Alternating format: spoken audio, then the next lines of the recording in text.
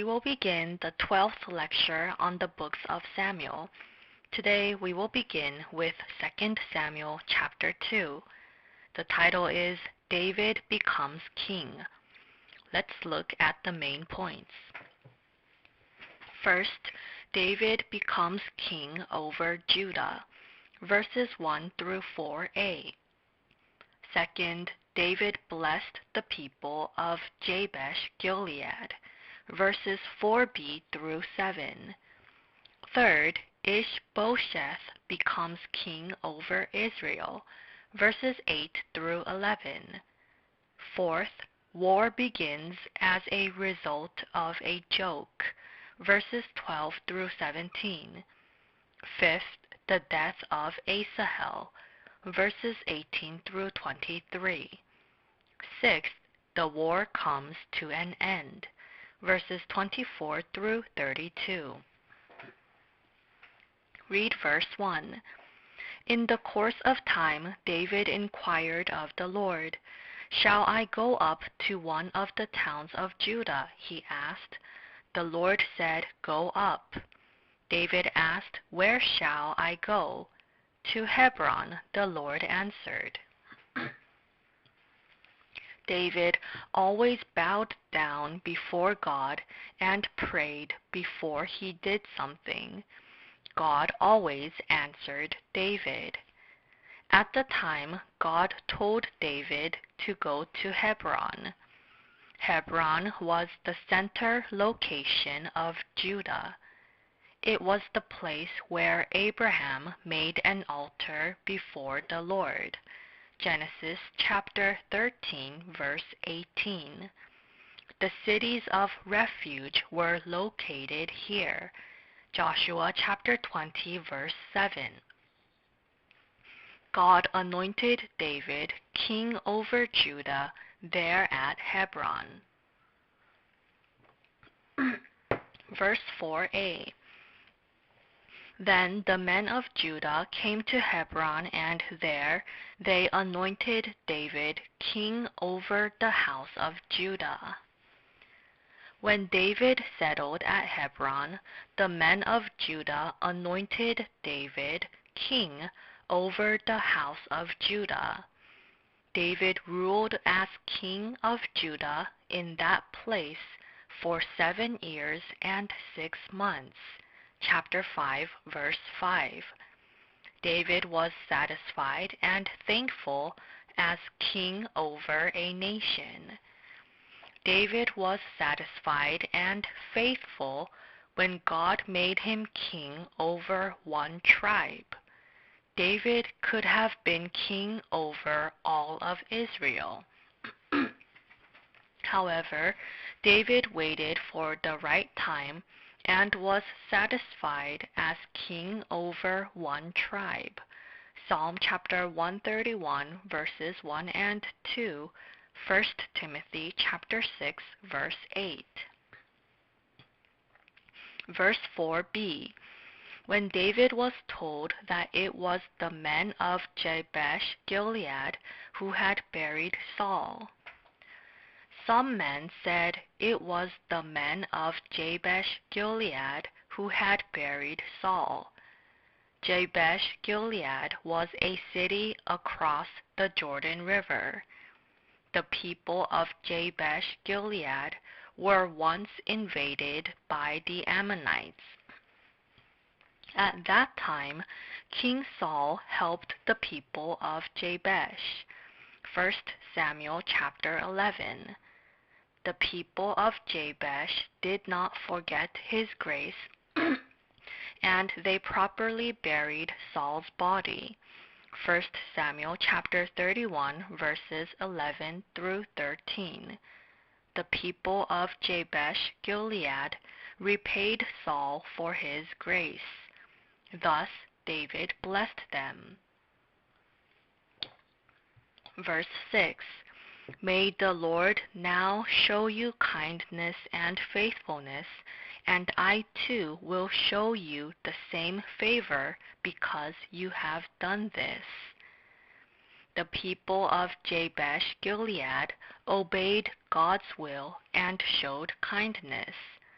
Thus David prayed that God would bless the people of Jabesh Gilead. Verse 8. Meanwhile, Abner, son of Ner, the commander of Saul's army, had taken Ishbosheth, son of Saul, and brought him over to Mahanaim. There was a man named Abner among the commanders of Saul's army. Abner was a commander of Saul's army. Saul was now dead. Jonathan was also dead. However, Saul's son Ishbosheth was alive. Abner took Saul's son Ishbosheth and took him to Mahanaim. Abner made Ishbosheth king over Israel. Abner did not take into consideration God's will. God wanted to make David king over Israel. Abner knew that God would make David king over Israel. Chapter 3, verses 9 and 10, 1 Samuel chapter 15, verse 28. Abner disregarded God's will and with greed made Ishbosheth king. Abner made Ishbosheth king so that he would maintain his authority.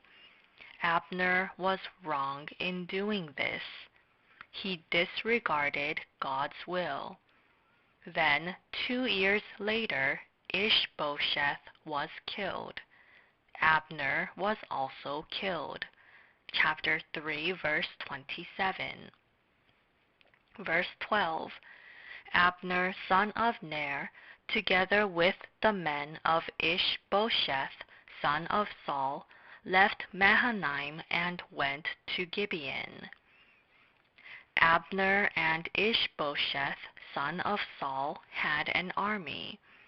There was also a man named Joab along with David's men.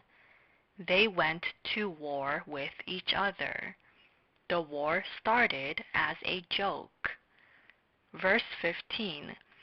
So they stood up and were counted off, 12 men for Benjamin and Ishbosheth, son of Saul, and 12 for David.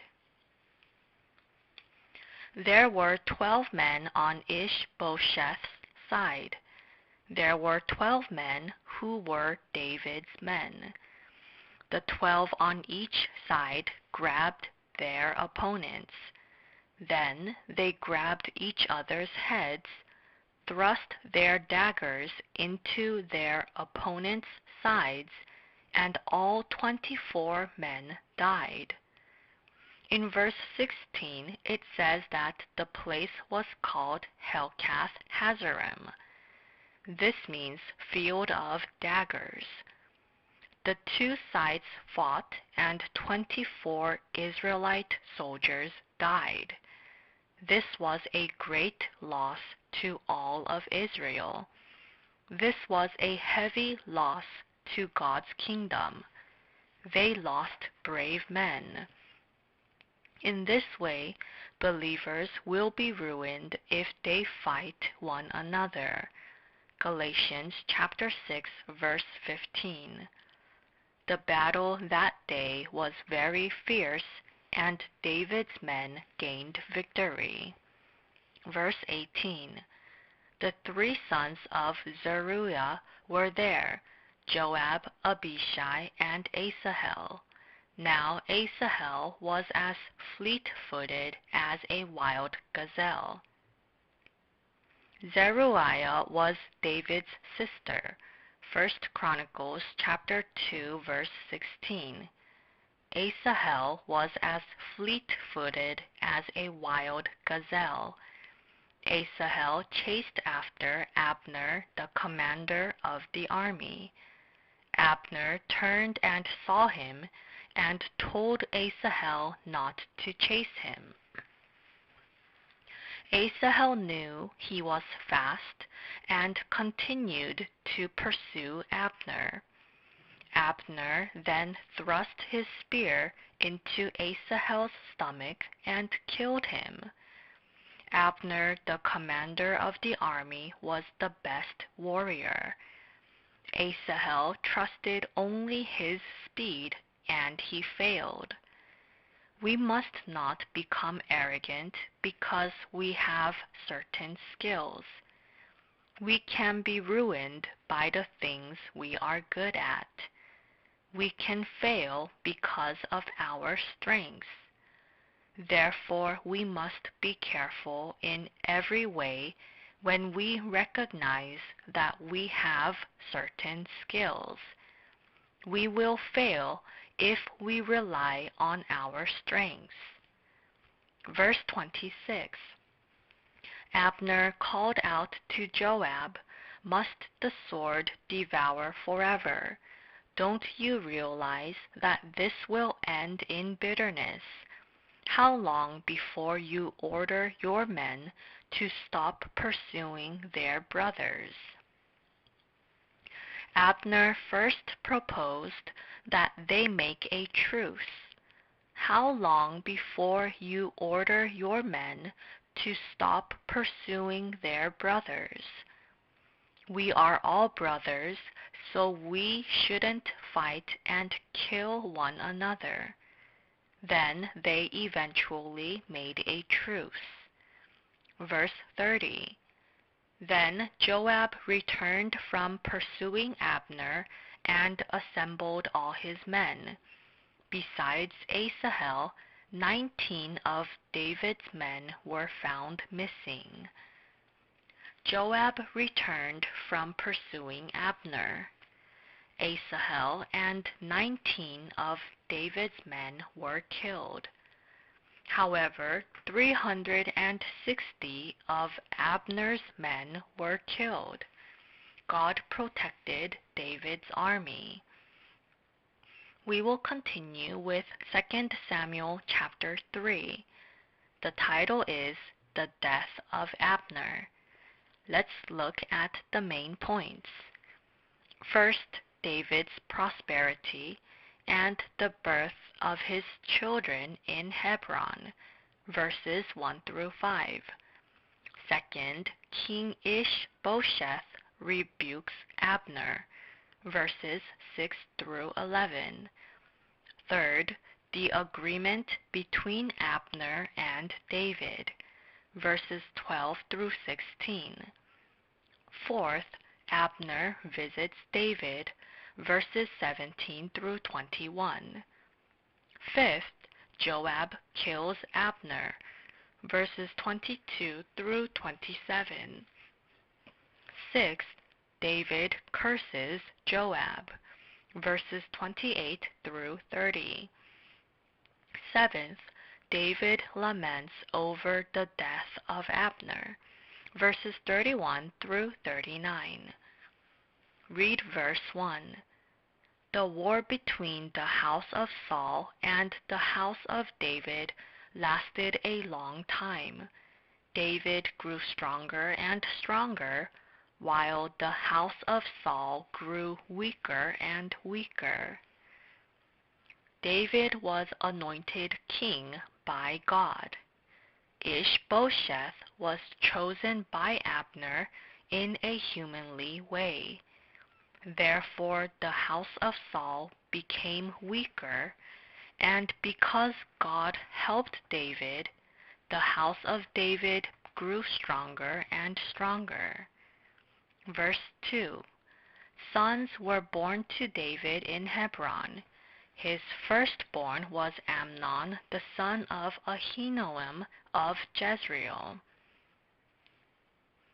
David had 6 sons by 6 wives while he lived in Hebron. David went against the laws by having many wives.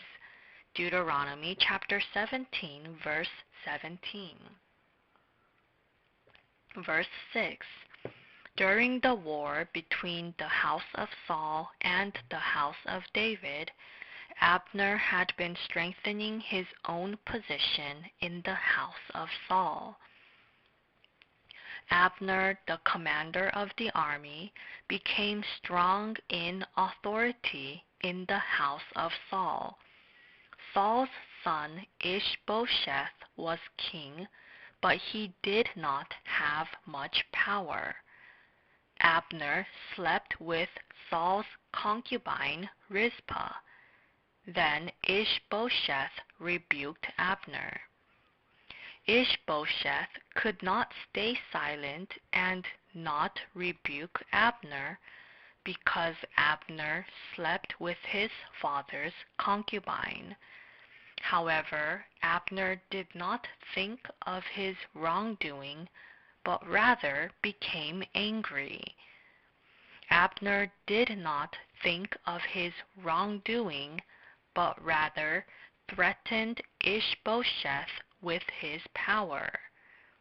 Abner slept with King Saul's concubine and did evil. He committed a great sin. Verse 9. May God deal with Abner, be it ever so severely, if I do not do for David what the Lord promised him on oath. Abner said that he would hand over the nation to David. This meant that Abner would betray Ishbosheth. Abner used Ishbosheth and made him king. Abner wanted to dethrone Ishbosheth. Abner knew that David was to be king over Israel, and he still did evil. Abner made Ishbosheth king for his own authority. Abner was an arrogant man. Abner acted according to his sexual desires. He was a traitor. Ishbosheth could not say anything to Abner. Ishbosheth was king, but he had no power. Verse 12. Then Abner sent messengers on his behalf to say to David, "Whose land is it? Make an agreement with me, and I will help you bring all Israel over to you." Abner sent messengers to David. Abner said that he would bring all Israel over to David. Verse 13.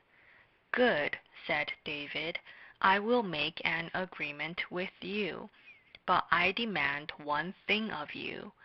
Do not come into my presence unless you bring Michal, daughter of Saul, when you come to see me." David said that he would welcome Abner since he wanted to return. Abner was against David in the past. When Abner said that he would repent and return, David said that he would welcome him. David told Abner to bring Michal, who was his wife in the past. Michal was Saul's daughter, and she was David's wife. 1 Samuel chapter 18, verses 25 through 27. David could not take Michal with him when he ran away from Saul. In verse 15, it says that Saul gave Michal to Paltiel. 1 Samuel chapter 18, verse 25. David told Abner to bring Michal to assert his authority as her husband. Hence Ishbosheth sent Michal to David. Michal's husband Paltiel wept as he followed her. However, it was useless. It was wrong of him to take another man's wife as his own. Paltiel used his worldly authority to take another man's wife as his own. Paltiel then lost his authority and had no choice but to send Michal back to her husband. Verse 17. Abner conferred with the elders of Israel and said, "For some time you have wanted to make David your king." Abner called the elders of Israel and said that they wanted to make David king in the past. Abner said, "Let's make David king over Israel as you have said." Verse 20. When Abner, who had 20 men with him, came to David at Hebron, David prepared a feast for him and his men. Abner took 20 men with him to David in order to bring Israel to David. David welcomed them, and they made an agreement. Then David sent Abner away in peace. It was good for a warrior like Abner to be used for God's kingdom. David welcomed Abner when he repented and returned. Verse 22. Just then David's men and Joab returned from a raid and brought with them a great deal of plunder. But Abner was no longer with David in Hebron, because David had sent him away and he had gone in peace. Joab defeated his enemies and returned to Hebron. Abner had come and gone after meeting David. A man told Joab that Abner had come and gone. Joab then spoke to King David. "Why did Abner come? Abner is a spy.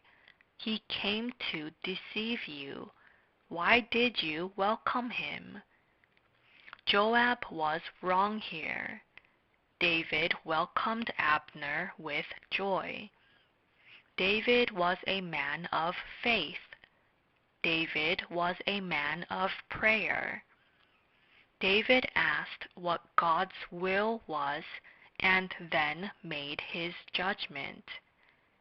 David welcomed Abner, who repented, as his friend. Joab made a wrong judgment there. Joab had bad feelings against Abner. He held a grudge against Abner for killing his brother in the past.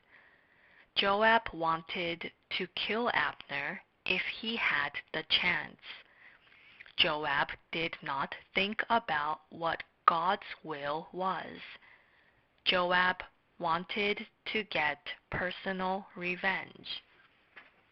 Verse 26.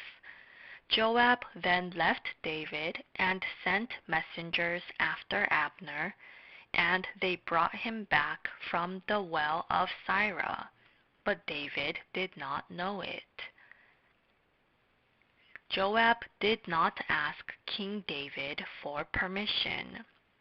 Joab commanded men to bring Abner to him. Abner did not know anything, but returned, thinking that David had called him back. Then Joab killed Abner. Joab got personal revenge. Abner killed Asahel in the war in the past. Asahel thought only of his speed and was killed after he pursued Abner.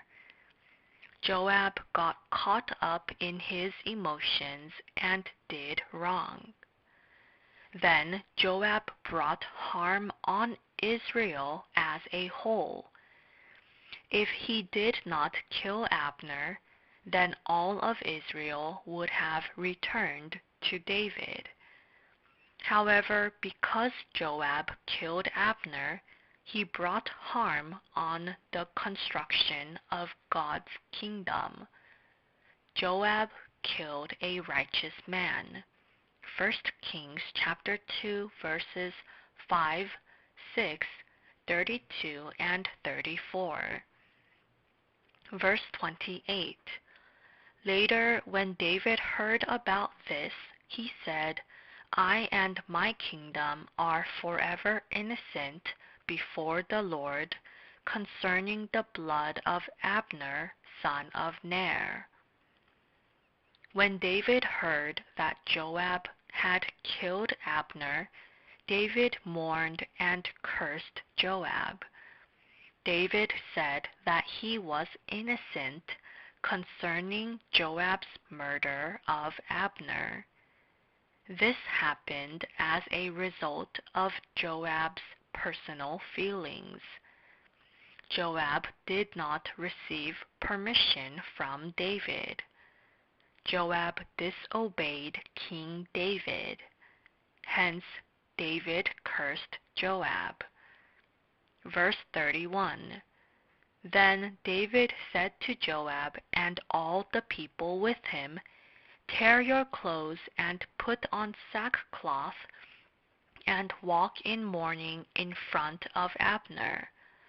King David himself walked behind the bier. David and the people sincerely mourned the death of Abner. David was righteous in his act of faith. Verse 35. Then they all came and urged David to eat something while it was still day. But David took an oath, saying, May God deal with me, be it ever so severely, if I taste bread or anything else before the sun sets. King David fasted and sincerely mourned for Abner's death. Verse 36. All the people took note and were pleased. Indeed, everything the king did pleased them. All the people saw how David acted, and they were pleased. The people knew that David did not kill Abner. The people sincerely respected and trusted David. Verse 39. And today, though I am the anointed king, I am weak, and these sons of Zeruiah are too strong for me. May the Lord repay the evildoer according to his evil deeds.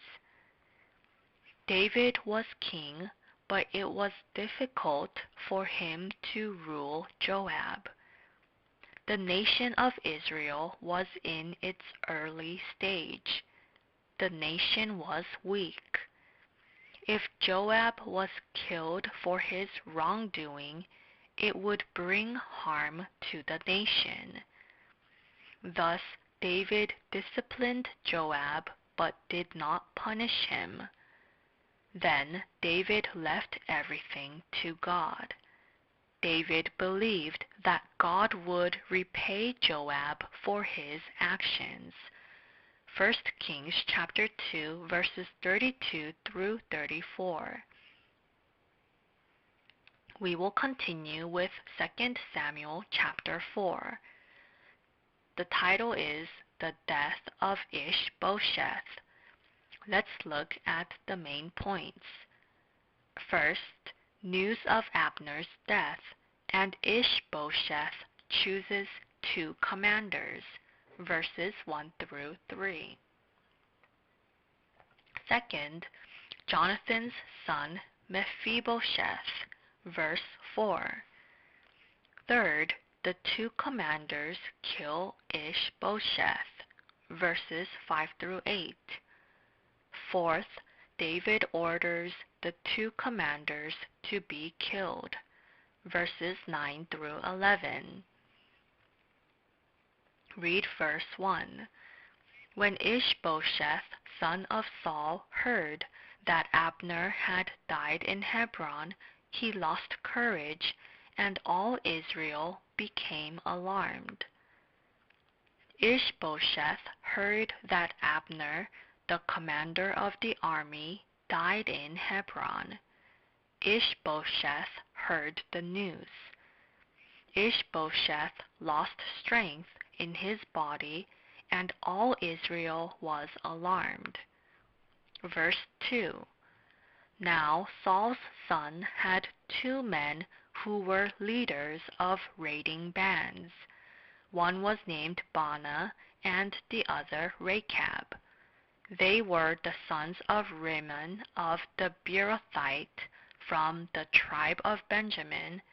Beeroth is considered part of Benjamin. Ishbosheth had two leaders in his army. Their names were Baanah and Rechab. Verse 4. Jonathan, son of Saul, had a son who was lame in both feet. He was 5 years old when the news about Saul and Jonathan came from Jezreel. His nurse picked him up and fled, but as she hurried to leave, he fell and became crippled. His name was Mephibosheth. Here it tells us about Jonathan's son Mephibosheth. It teaches that Saul's line of kingship was coming to an end. Saul's house was growing weak. Verse 5. Now Rechab and Baanah, the sons of Rimmon the Beerothite, set out for the house of Ishbosheth, and they arrived there in the heat of the day, while he was taking his noonday rest. Rechab and Baanah, the commanders who were chosen by Ishbosheth, killed Ishbosheth. Ishbosheth made them commanders. Yet Rechab and Baanah betrayed their master and killed him. They wanted to go to David and become successful. Ishbosheth was taking a nap. It was not the time for the king to be taking a nap. The nation was growing weaker and weaker. The commander Abner was also dead. Ishbosheth needed to be awake and rule the nation. However, he lost courage and he was taking a nap. He fell to the sin of complacency. Verse 8. They brought the head of Ishbosheth to David at Hebron and said to the king, Here is the head of Ishbosheth, son of Saul, your enemy, who tried to take your life. This is the day the Lord has avenged my lord the king against Saul and his offspring. The two commanders brought Ishbosheth's head to David.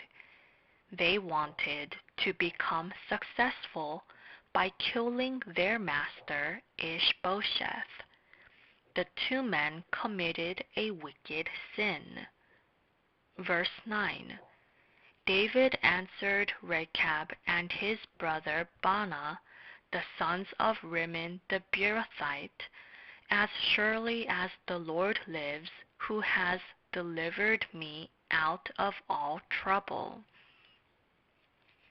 David was not pleased with the actions of Rechab and Baanah. David said that God delivered him from trouble. David believed that God was still delivering him from trouble at that moment. David then ordered his men to kill Rechab and Baanah for their wickedness. Verse 12. So David gave an order to his men, and they killed him. They cut off their hands and feet, and hung the bodies by the pool in Hebron. But they took the head of Ishbosheth and buried it in Abner's tomb at Hebron. David sentenced Rechab and Baanah to death. God's justice was displayed through David. David acted justly before God in everything he did. David did not act with political greed. David left his kingship over Israel in God's hands. David waited for the right time. David was satisfied with Judah, which God entrusted to him. David always acted justly before God. David was faithful in the works entrusted to him. David pleased God. Here we will conclude the 12th lecture on the books of Samuel. Thank you.